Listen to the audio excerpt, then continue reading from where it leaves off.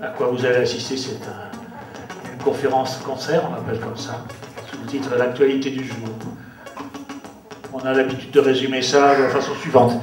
Depuis que le journal télévisé est devenu un divertissement du soir, on a pensé que la musique, qui jusque-là n'était un, devait s'occuper des informations. Alors c'est ce qu'on va faire.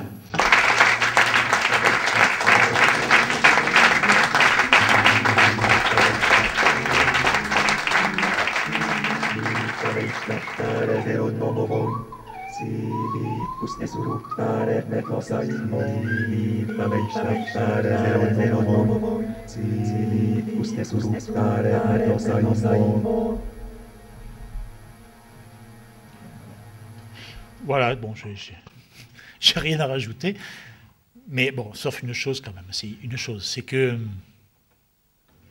ce qu'on néglige tout le temps, ou alors on ne veut pas le voir, ou on ne veut pas l'entendre, parce que peut-être ça aurait des conséquences trop graves pour l'enseignement ou pour la considération qu'on a pour la pensée en général, ou qu'on fait semblant d'avoir.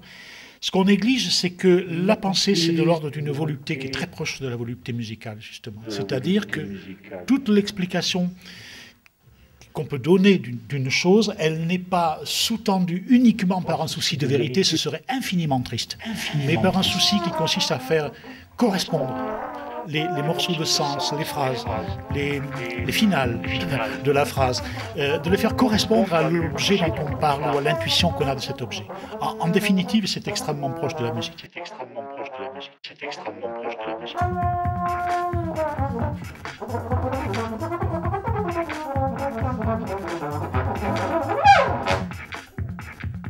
Voilà, c'est aussi simple que ça. C'est aussi simple que ça. C'est aussi simple que ça. Ah, j'ai quelque chose à rajouter. Pour moi, la parole, le sens, les échanges entre les gens, la vie sonore, le son de la vie, le son des paroles, entre des dialogues, de tout ça, quoi, pour moi, c'est de la musique. Donc, moi, j'ai envie de jouer avec tout ce boucan mondial. En faire un opéra, peut-être faire le côté...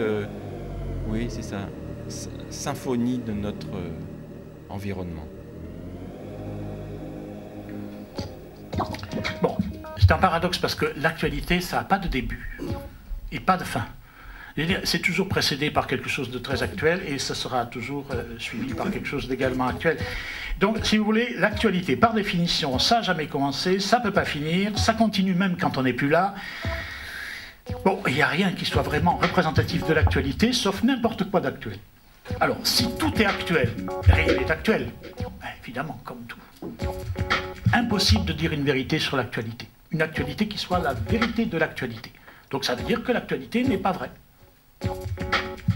Elle n'a pas de vérité. En tout cas, c'est une fausse question, l'actualité. Ça commence bien.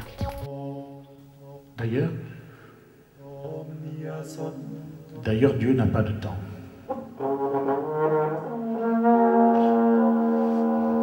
Dieu n'a pas de temps, n'a pas de passé, Dieu n'a pas d'avenir. Dieu n'a pas d'avenir. C'est un thème d'actualité d'ailleurs que je souhaiterais développer à l'occasion, c'est Dieu n'a pas d'avenir. Je voudrais préciser que si Dieu n'a aucun avenir, les églises en ont un, peut-être parce que justement elles voudraient lui donner un avenir, ou en tout cas se garantir le leur. Et donc la religion a de l'avenir, mais Dieu non. Dieu non. Voilà. Avec l'embouchure, si vous voulez, je peux vous faire. Ça fait...